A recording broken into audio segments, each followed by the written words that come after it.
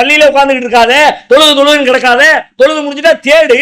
ஆனா தேடும் போது உனக்கு எப்ப ஜெயிப்ப வெற்றி பெறுவது தெரியுமா? வذ்குருல்லாஹ கஸீரன் லஅல்லக்கும் துஃப்லிஹூன். அல்லாஹ்வை அதிகமா நினைச்சு பாரு, நீ ஜெயிச்சிருவ. போர்க்களத்துல ஜெயிக்கணுமா, அல்லாஹ்வை ஜெயிச்சிருவ. வியாபாரத்துல ஜெயிக்கணுமா, அல்லாஹ்வை ஜெயிச்சிருவ. உனக்கு அல்லாஹ்வுடைய நினைப்பு எங்க இருக்குங்க?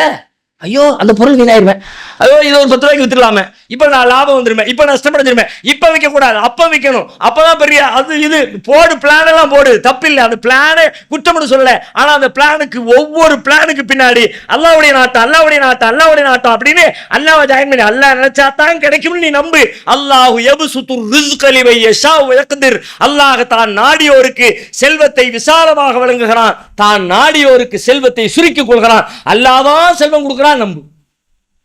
உன் திறமை தருது நம்பாது, உன் வியூகம் தருது நம்பாது. அதுக்காண்டி வியூகம் பண்ணாதே அர்த்தம் இல்லை, வியூகம் பண்ணு. ஆனால் உனக்கு கிடைத்த வெற்றி, உனக்கு கிடைத்த லாபம் உன் வியூகத்தால் வந்ததல்ல.